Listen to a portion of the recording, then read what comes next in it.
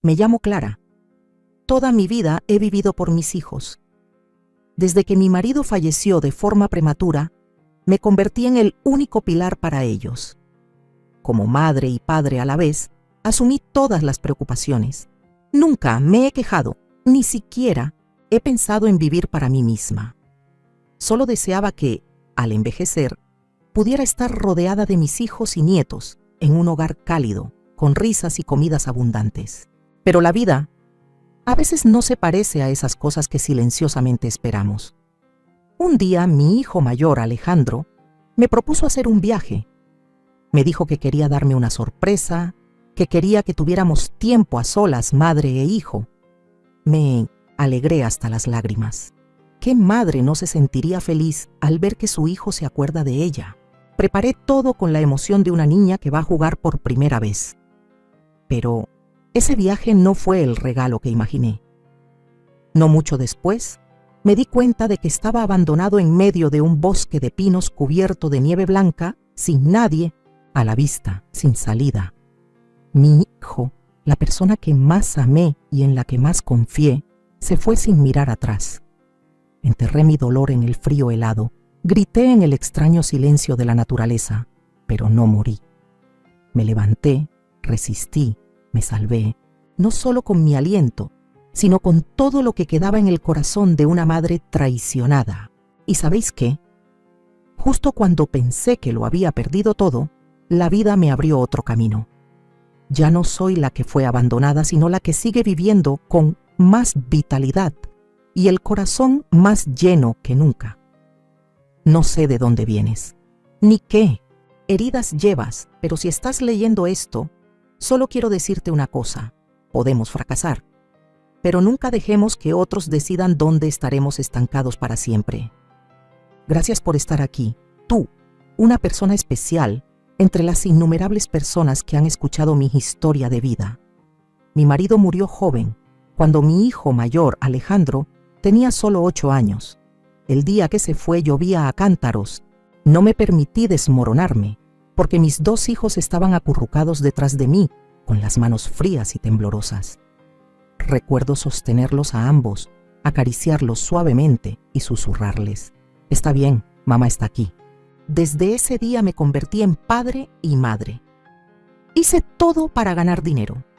Lavaba ropa para otras personas, hacía tareas domésticas, cosía, solo para que mis hijos tuvieran comida, ropa y fueran a la escuela. No recuerdo cuántas noches, sin dormir, he pasado ni cuántas comidas me he perdido.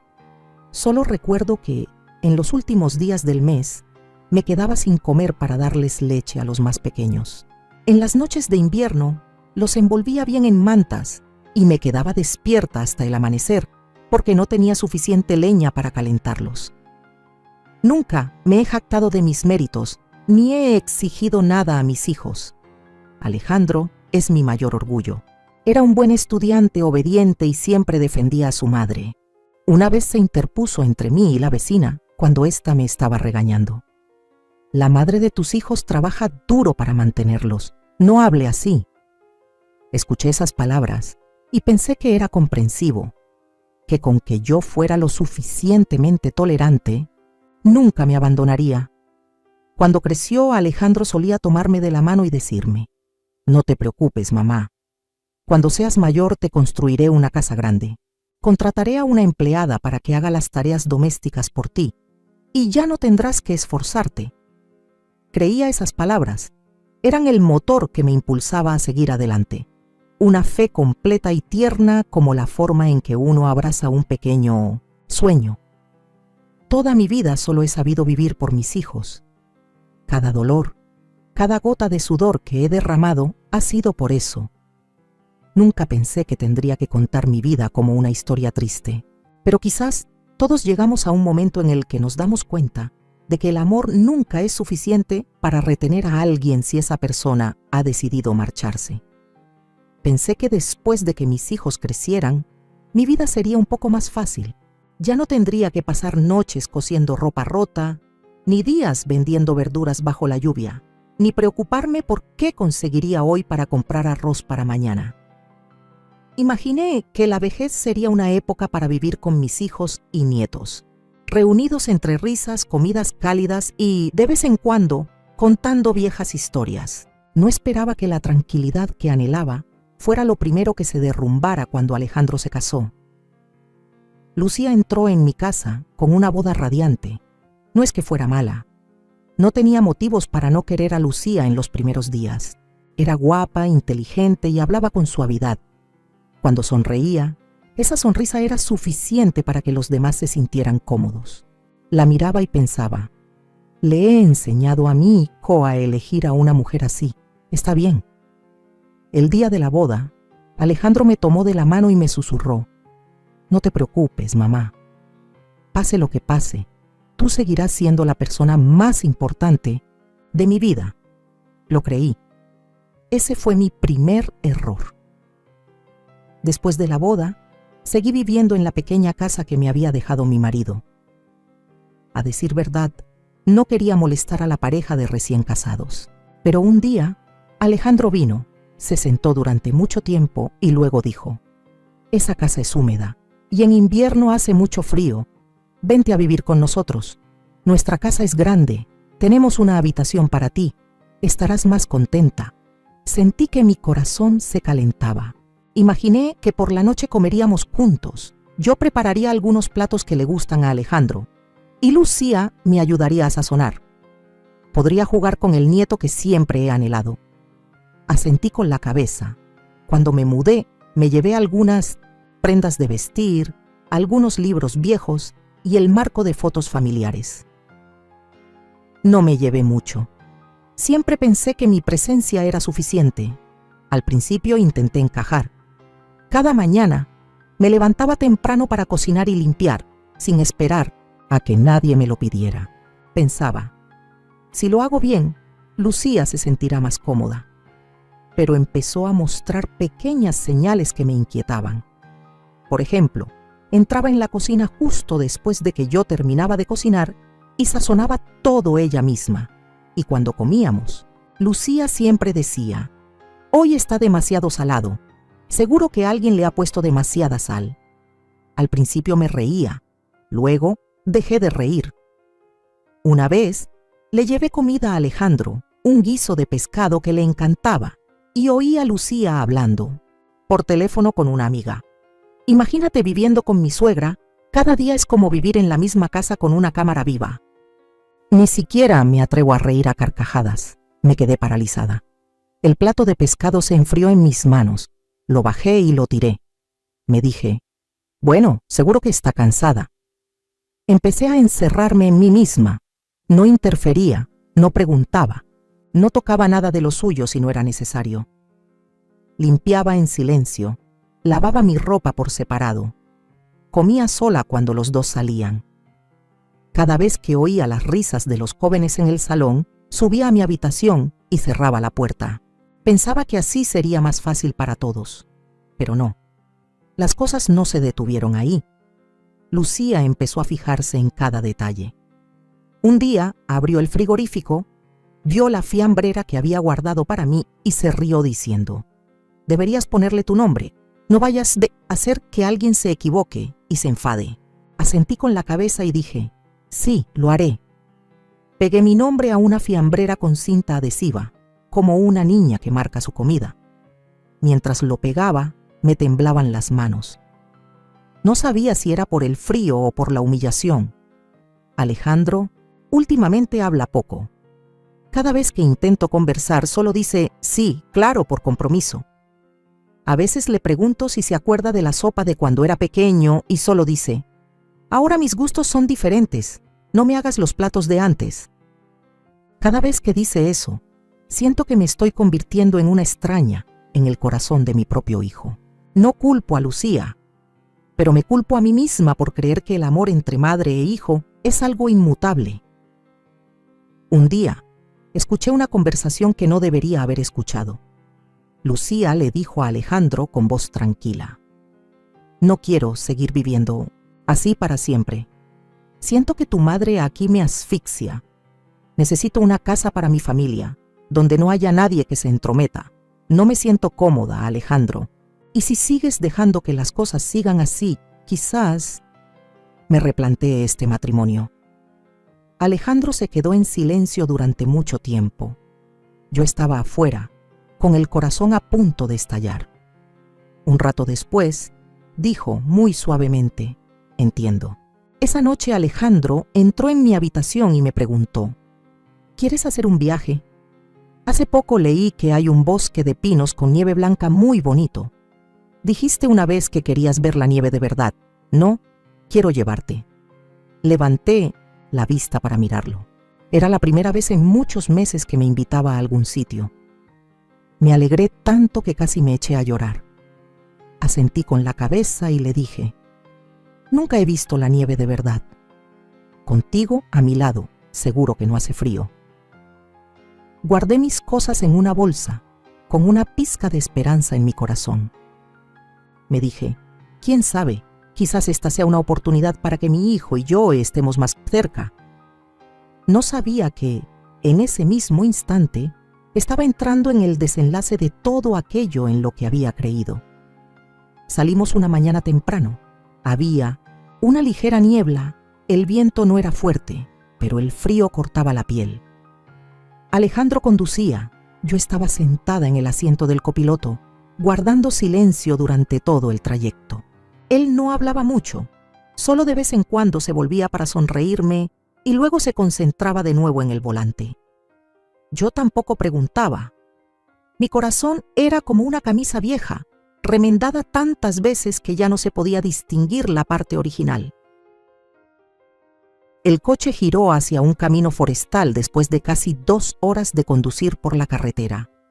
A partir de ahí, solo había pinos y nieve.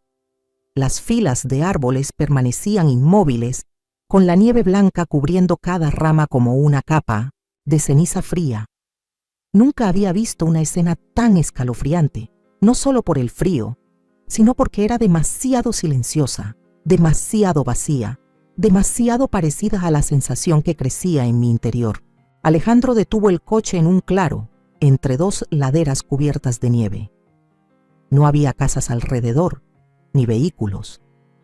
Estaba un poco desconcertada, así que me volví y le pregunté: ¿Ya hemos llegado? Él asintió con la cabeza y luego salió a abrirme la puerta. «Baja, quiero que admires este lugar, es muy bonito». Bajé, pisando la nieve helada. Mis pies se hundieron ligeramente, oyendo el crujido de la capa de hielo de abajo. El aire frío me mareó un poco, pero aún así intenté sonreír.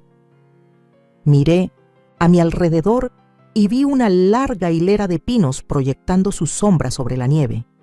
El viento soplaba suavemente, haciendo que algunas ramas se movieran, dejando caer copos de nieve solitarios. Dije en voz baja: «Es muy bonito, pero ¿por qué está tan vacío? ¿No vamos a entrar en la zona turística?»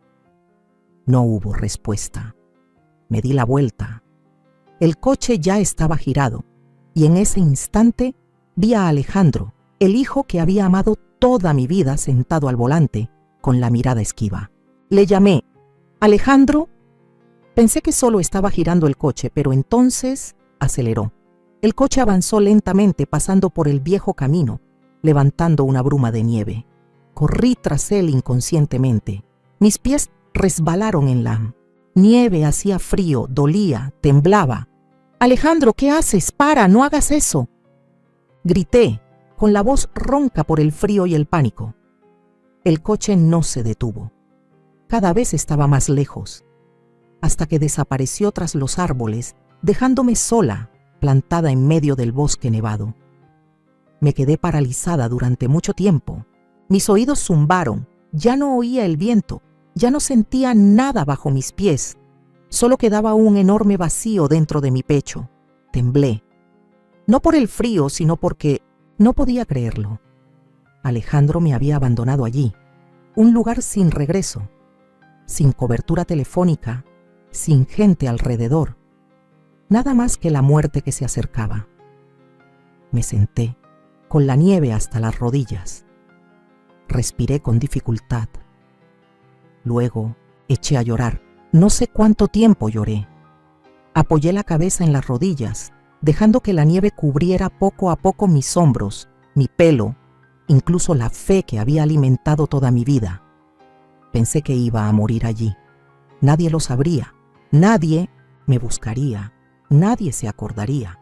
Cuando el sol se puso hacia el oeste, empecé a sentir que el entumecimiento se convertía en dolor. Apenas sentía la punta de los dedos. Tenía que levantarme. No quería morir. Al menos, no de esta manera. Empecé a arrastrar los pies. Donde fuera. Solo con no quedarme quieta. Los pinos se sucedían en fila. Cuanto más me adentraba, más gruesa era la nieve y más fuerte el viento. Me tambaleaba como una persona desorientada. A veces me caía boca abajo, con la cara metida en la espesa capa de nieve. Quería tumbarme.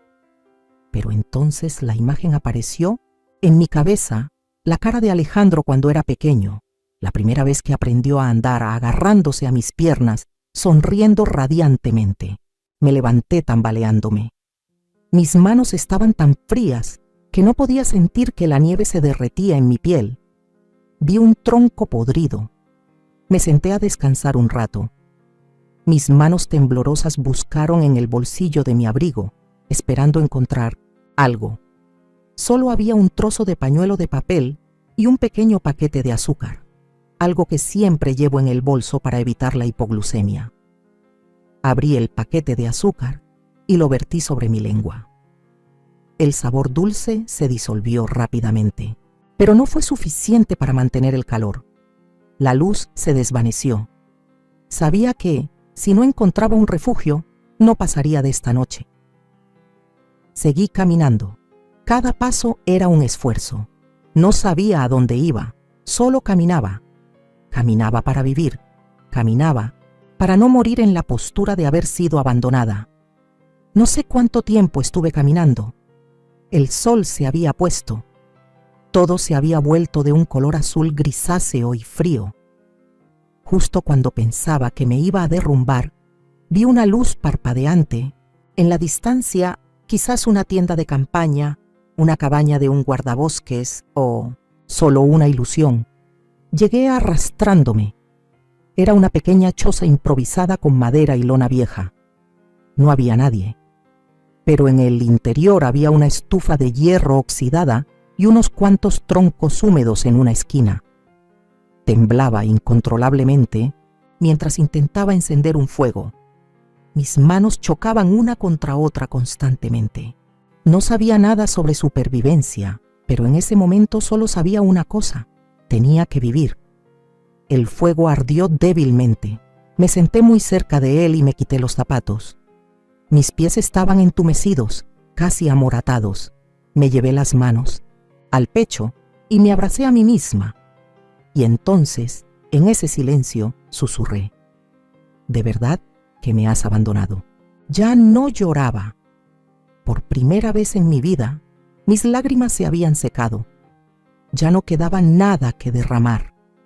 Solo me quedaba yo, una madre, una mujer, un ser vivo que intentaba mantener el último aliento en medio del bosque nevado. No sé cuánto tiempo me quedé dormida en aquella choza. Cuando me desperté, el fuego se había apagado y el espacio circundante estaba a oscuras. Ya no sentía mis manos ni mis pies. Mi cuerpo estaba tan rígido como un tronco, mi mente confusa. El viento seguía aullando afuera, azotando la lona del techo, haciendo que los trozos de lona chocaran entre sí, produciendo crujidos helados. Intenté moverme. Un leve gemido salió de mi boca. Me dolía el pecho. Mi garganta estaba seca como el papel, pero seguía respirando. Eso significaba que todavía tenía una oportunidad. Me arrastré hasta la puerta y abrí suavemente un trozo de lona para tomar aire. Estaba amaneciendo. Una luz tenue cubría la nieve con una triste capa de plata.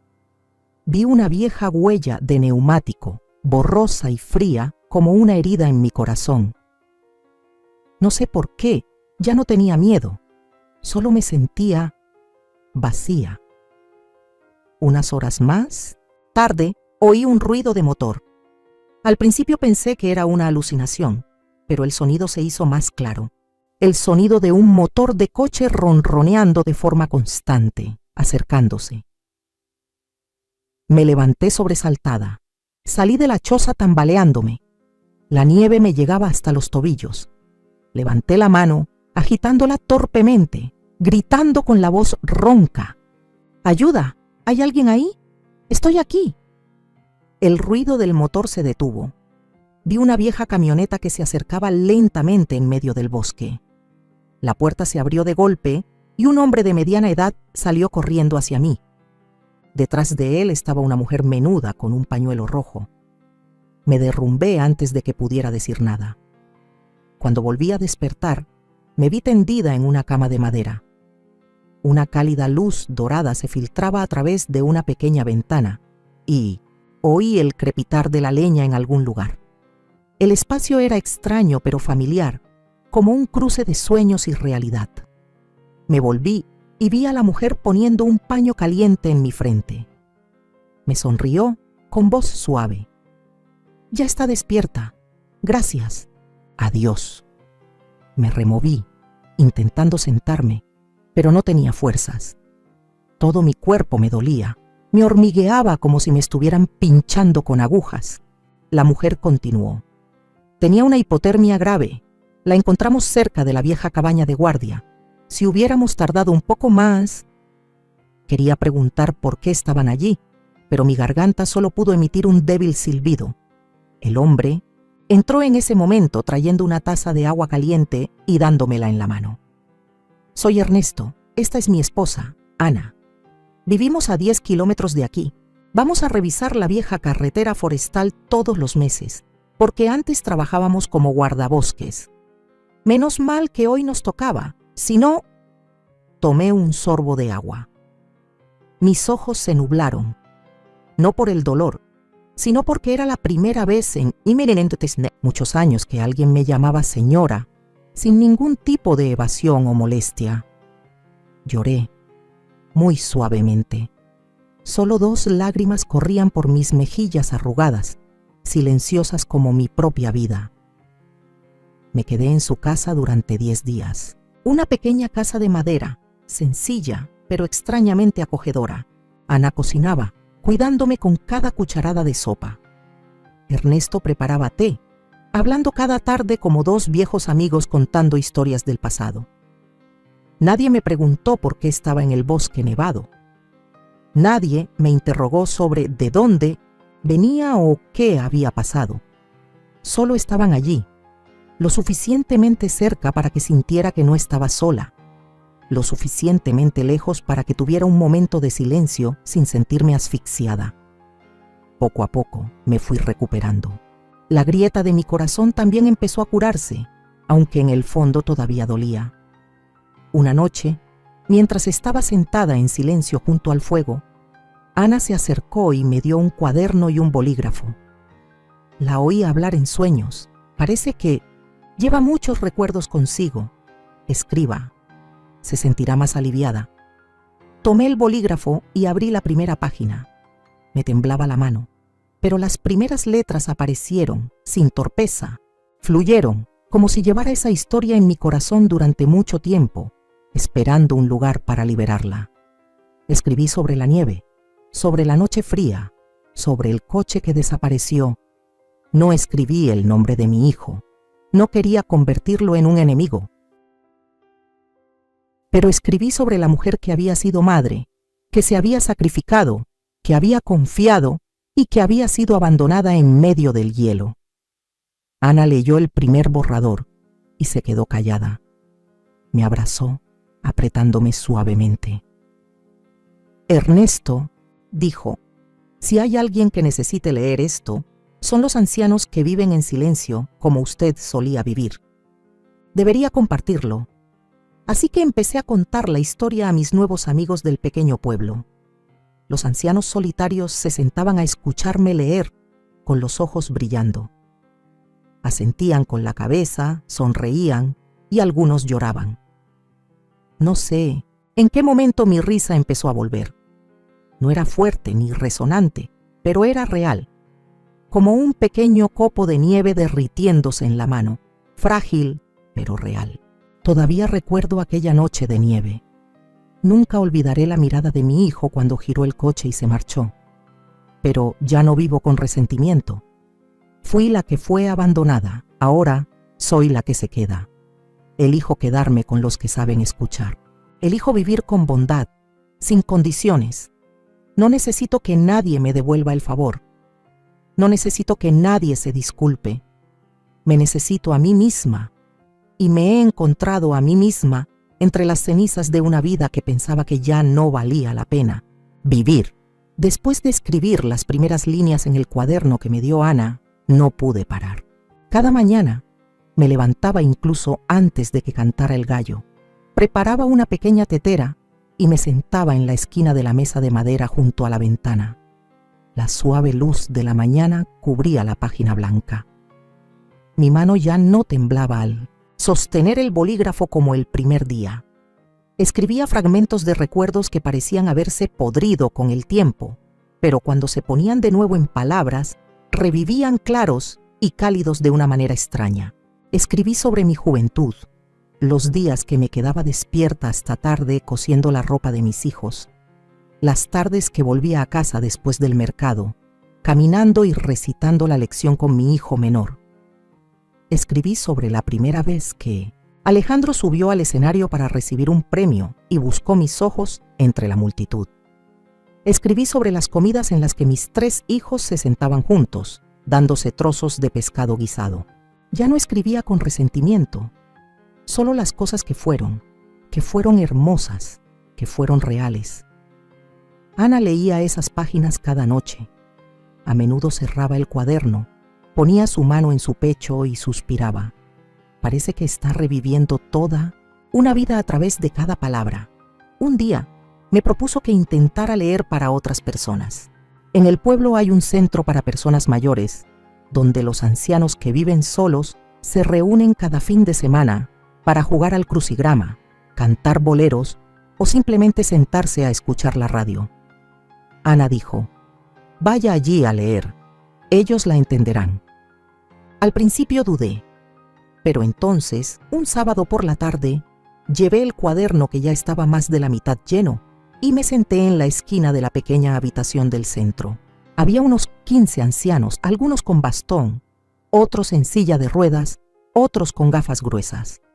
Se quedaron en silencio cuando abrí el cuaderno.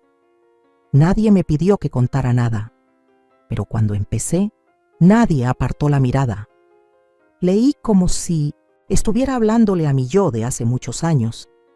Mi voz era lenta, suave, a veces se quebraba. Pero nadie se reía. Nadie me apresuraba.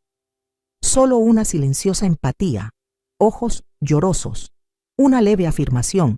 Alguien susurró después de la primera lectura. Pensé que era la única que había sido abandonada.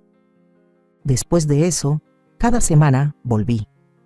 No solo contaba historias tristes, también escribía cosas pequeñas y hermosas, como el olor del pastel horneado que se extendía por la casa los domingos por la mañana, los pasos de mi hijo en la noche, fría corriendo a abrazarme porque había tenido una pesadilla, o la primera vez que vi la nieve, cuando ya no era un sueño, sino una realidad amarga y reveladora. Una mañana, el director del centro, un hombre silencioso pero sensible, me hizo una propuesta. «Señora Clara, creo que debería organizar una sesión para compartir oficialmente. No solo aquí, hay más gente mayor en la región de la que cree, viviendo en silencio y deseando que la escuchen. No solo escribe bien, sino que está curando». Me quedé en silencio durante mucho tiempo. Luego asentí con la cabeza. Yo, la mujer que pensaba que la vejez era el momento en que solo debía encerrarme en la cocina, ahora subía a un pequeño escenario, con un micrófono temblando ligeramente en mi mano, mirando a rostros extraños pero familiares. Yo contaba historias, ellos escuchaban, y después de cada sesión como esa, recibía pequeñas cartas, algunas líneas escritas a mano, algunas firmadas solo como una anciana de 75 años que ha sido rechazada por su hija. Otras escribían: Lo dijo por mí, gracias. Por primera vez en mi vida, sentí que tenía una voz, no para pedir lástima, sino para tocar a las personas que habían pensado que ya no merecía la pena ser escuchadas. Un día Ana me miró, con los ojos radiantes y profundos. Clara, no sabe a cuántas personas está encendiendo una llama. Tiene una habilidad muy rara.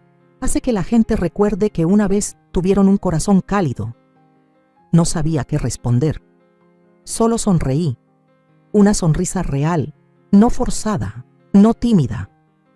He vivido más de la mitad de mi vida solo para ser madre. Ahora aprendo a ser Clara, una mujer que sabe amarse a sí misma, que sabe caminar en invierno sin temblar, que sabe levantarse de las caídas que parecían imposibles de superar. Ya no escribo para desahogar mi tristeza. Escribo para guardar las cosas bonitas.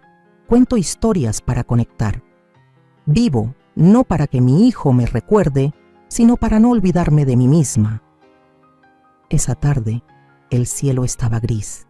El viento susurraba a través del techo de madera de la pequeña casa de Ana y Ernesto.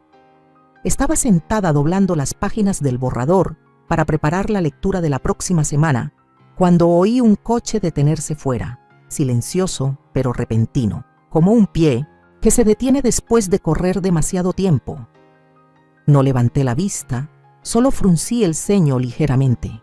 Ernesto entró en la cocina, me miró a los ojos por un segundo y luego dijo suavemente: «Clara, hay alguien que pregunta por usted afuera. Un hombre.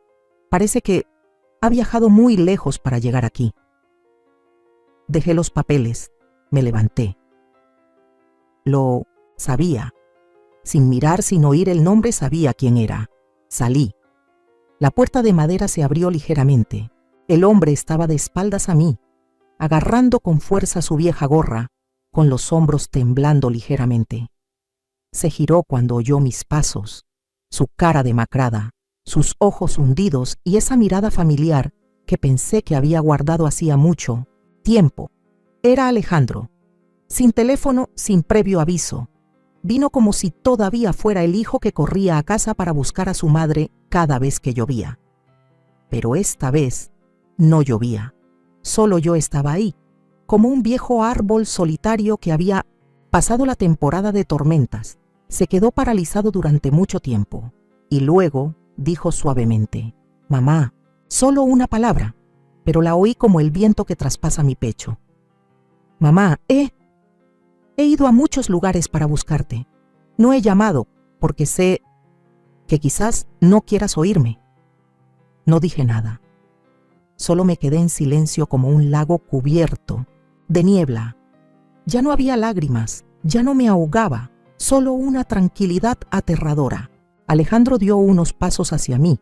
Sus ojos empezaron a enrojecer. «Mamá, perdóname.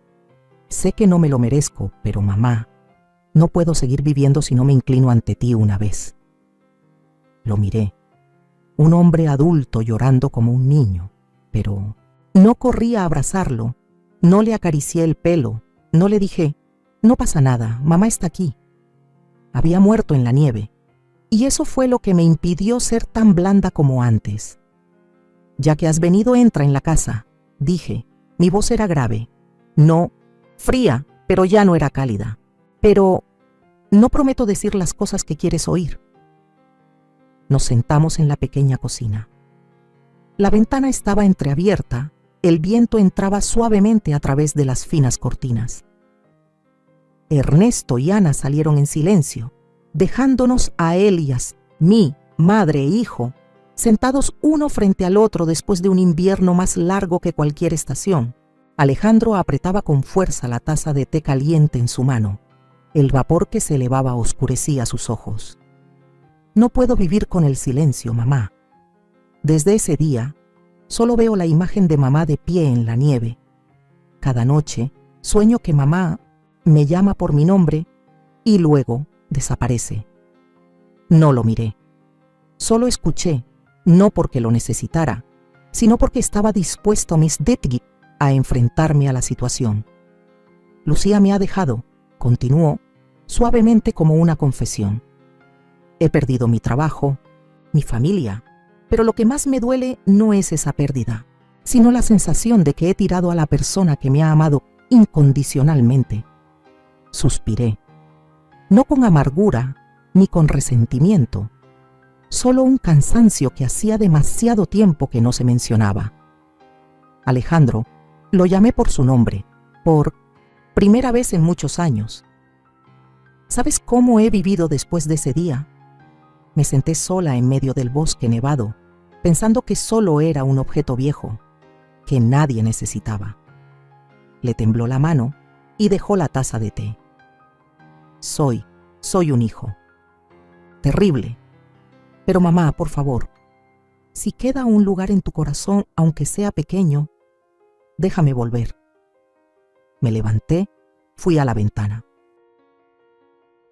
Afuera, la puesta de sol estaba tiñendo de rojo los árboles. Recordé el momento en que estaba sentada encogida en la choza fría, en medio de la nieve, sin saber si iba a sobrevivir. Me volví, dije suavemente, pero cada palabra era tan clara como la nieve cayendo en la noche. No he sobrevivido para que vuelvas a pedir perdón. Vivo porque sé que todavía puedo vivir para mí misma. ¿Quieres que te perdone? Ya te he perdonado. A mí misma, no a ti. No necesito tu perdón para estar tranquilo. Te necesito para volver a aprender a ser persona, dijo Alejandro con la voz quebrada. Aunque no me aceptes, tengo que arrodillarme aquí, porque tú eres mi madre, para siempre. Miré a mi hijo que había estado en mi vientre durante 9 meses, que había aprendido a decir mamá en el patio de la casa, y que ahora estaba arrodillado frente a mí, sufriendo como un alma perdida. Y supe que ya no lo odiaba, pero tampoco podía volver atrás. Puse mi mano suavemente sobre su hombro. Levántate, ya no tienes que arrodillarte, pero no volveré a ser la vieja madre que se olvidó de sí misma por ti. Entonces, ¿qué quieres que haga para compensártelo? Levantó la vista con una mirada desesperada. Sonreí, una sonrisa a la vez triste y ligera.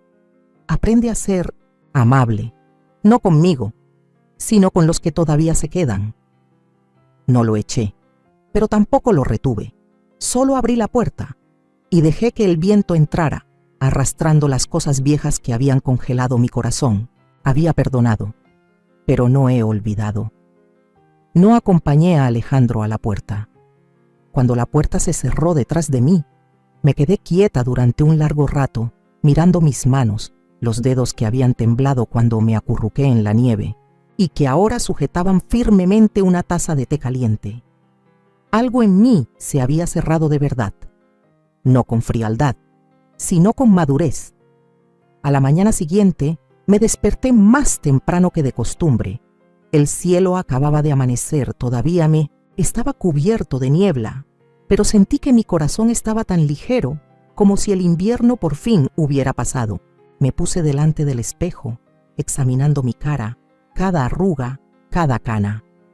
Ya no era la madre que vivía por sus hijos, ya no era la mujer que había sido abandonada en el bosque nevado. Ahora era Clara, una mujer que estaba empezando una nueva vida, aunque tarde, pero era suya. Empecé a hacer pequeñas cosas, plantar algunos parterres de flores detrás de la casa, preparar té para Ana cada tarde, leerles a los ancianos del centro comunitario. Pero entonces me di cuenta de que había muchas personas mayores como yo, que habían vivido toda su vida por los demás, hasta que ya no tenían a nadie por quien vivir. No sabían cómo vivir para sí mismas. Escribí la historia de mi vida. En un pequeño cuaderno, imprimí algunas copias y se las llevé a todos los ancianos de los centros de ancianos de la zona. Fui a cada lugar, no para ser agradecida, sino para escuchar. Me senté junto a la anciana que había sido llevada al hospital por su hija y que nunca había regresado. La oí decir: sigo sentada en la puerta, esperando a que vuelva el coche, pero quizás ya no me necesitan. No le dije: todo estará bien. Solo le tomé la mano con fuerza y le susurré: no pasa nada. Ahora nos tenemos la una a la otra. Empecé a participar en pequeños grupos. un grupo de lectura para ancianos, un grupo de escritura de diarios y memorias, un grupo de escucha sin juzgar en la iglesia. En cada lugar al que iba, encontraba una historia parecida a la mía, que había dolido, que había perdido, pero que seguía anhelando a la idea de ver significado en la parte que les quedaba de vida. Compartí cómo escribir para desahogarse, cómo usar los recuerdos para sanar. No le enseñé a nadie a escribir poesía ni literatura. Solo dije, escriban como si estuvieran hablando consigo mismos en el momento más débil. Y curiosamente, cada persona, una por una, empezaron a florecer desde dentro. Hubo un anciano que se había deprimido después de la muerte de su esposa, que después de escucharme contar historias durante algunas sesiones, escribió cartas para sí mismo, para el marido solitario de 74 años. Hubo una anciana que había pensado en terminar con su vida y que ahora sonreía al recordar sus escritos y decía, todavía valgo algo. Un día una joven, voluntaria del centro, me abrazó con fuerza después de contar una historia. Señora, Clara, espero tener la paz que tiene usted ahora cuando tenga su edad. Me reí, abracé a la chica y le respondí, no hace falta esperar a hacerse mayor, hija. La paz es algo que se puede elegir hoy mismo. Ya no vivía con la esperanza de que Alejandro volviera, pero tampoco lo odiaba. Entendía que las personas pueden cometer grandes errores, pero también tienen derecho a buscar su propia redención, siempre y cuando no dañen a los demás. En cuanto a mí, ahora elijo vivir plenamente para las personas que todavía están a mi lado, para los ojos que han perdido la esperanza, para las manos ancianas que quieren ser tomadas una vez más. Vivo para Clara, la que sobrevivió, la que perdonó, la que empezó de nuevo desde el invierno más frío. Ahora, cada mañana, cuando abro los ojos, ya no me pregunto, ¿se acordará alguien de mí hoy? Sino que me pregunto, ¿qué puedo hacer hoy por mí misma y por alguien como yo? Al final lo he superado, no con una venganza, ni con una represalia de los demás, sino porque seguí adelante, con mis propios pies. Soy Clara, y estoy viviendo una vida tardía, pero más hermosa y plena que nunca. Cada mañana, sigo despertándome al amanecer, preparando una tetera caliente y abriendo la vieja puerta de madera para recibir el sol. El sol aquí no es abrasador, es suave como el aliento del tiempo, cálido, sin prisas. Ya no cuento mi edad en años, cuento los días en los que me siento tranquila, en los que veo una razón para sonreír. Esta casa no es grande, pero nunca me he sentido necesitada. En el jardín hay algunos parterres de flores, algunas hileras de verduras. Dentro hay un escritorio, una estantería vieja, algunos marcos de fotos tomadas con los amigos que conocí en el centro de ancianos. Son la familia que la vida me regaló, cuando mis familiares más cercanos ya no estaban lo suficientemente cerca para tomarme de la mano. Ya no me atormento por lo que he perdido, ni me aferro a lo que ha pasado. He pasado por los inviernos más fríos, he soportado los silencios más dolorosos y al final he comprendido. Perdonar no es hacer un favor. Perdonar es una forma de liberarse de las cadenas del propio pasado. Alejandro todavía me manda cartas de vez en cuando. Cartas que no exigen nada, que no justifican, que no ruegan. Solo cuentan que está intentando vivir de forma diferente, que sabe escuchar, que sabe cuidar, que sabe pedir perdón a las personas a las que ha herido. Las leo y luego las guardo. No respondo, pero sé que, en parte, también se está curando. En cuanto a mí, ya no vivo a la sombra de nadie. Voy a los lugares que quiero, hablo con las personas que aprecio, escribo lo que creo que es útil y a veces simplemente me siento bajo la sombra de un árbol y cierro los ojos, dejando que el viento susurre en mi pelo. Ya has vivido lo suficiente, ahora vive para ti. Sigo contando historias, no solo para que la gente escuche, sino para que se den cuenta de que cada persona tiene un capítulo de vida que merece la pena escribir. Aunque hayan sido abandonados, hayan estado solos o hayan pensado que ya no valen nada. Enseño algunas clases de escritura para ancianos. No hablamos de buena literatura ni de buena letra. Hablamos de la nostalgia, del perdón y de la razón para seguir viviendo. Cada vez que un anciano se levanta después de la clase, me abraza y me dice: «Señora Clara, ya no me siento invisible. Sé que estoy siguiendo mi camino. No espero un final feliz, porque ya no vivo para esperar nada.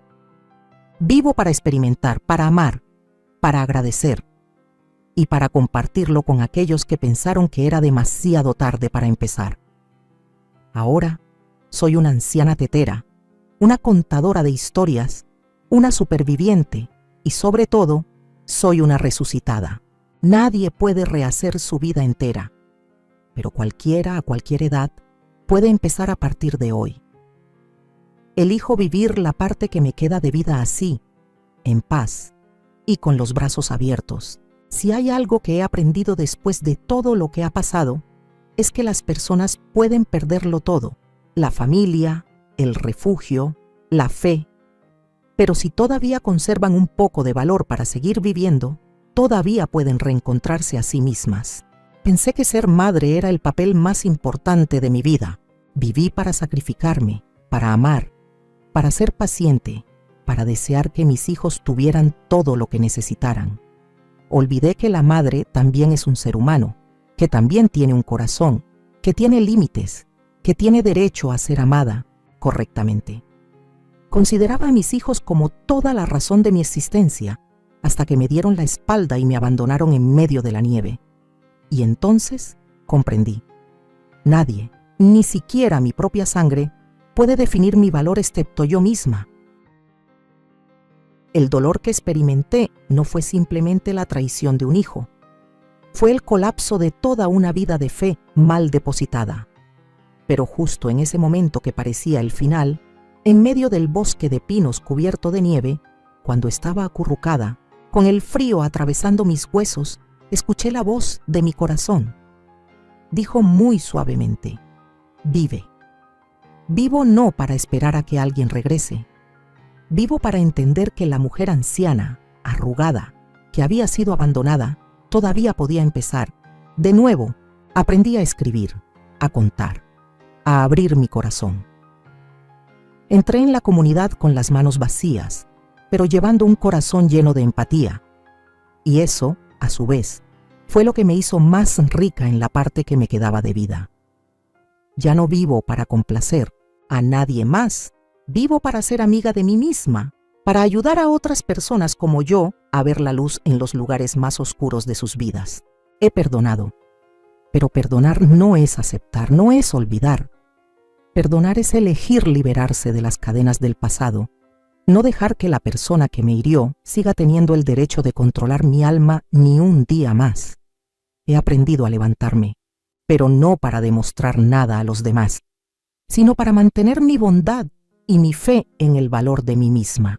Para los que estén leyendo esto, si alguna vez han pensado que es demasiado tarde para empezar de nuevo, que no tienen nada en sus manos, que no tienen a nadie a su lado, que no tienen valor, por favor, acuérdense de mí. Una anciana que fue abandonada en la nieve, alguien que pensó que había muerto, pero que vivió y que sigue viviendo más hermosa que nunca. No esperen a que alguien los necesite, los ame, se acuerde de ustedes, para ver que su vida tiene sentido. Vivan de tal manera que sean ustedes mismos quienes se sientan felices al mirarse en el espejo cada mañana. Escuchen la historia que hay en su corazón, escríbanla, cuéntenla o simplemente susúrrenla a ustedes mismos, porque su historia es el regalo que puede salvar a otra persona que está sentada en algún lugar, pensando que ya no tiene nada por lo que vivir. Ya no estoy enfadada con Alejandro. No vivo para exigirle a nadie que me pague una deuda de amor. Vivo porque me quedan muchos días bonitos, muchas personas buenas y muchas razones para agradecer. La vejez no es una estación de declive, es una estación de silencio, donde las cosas más profundas empiezan a florecer. Soy Clara y solo quiero decirles una cosa: vivan para ustedes. Aunque sea tarde, nunca es demasiado tarde. Espero que esta traducción sea de utilidad y mantenga la esencia del texto original.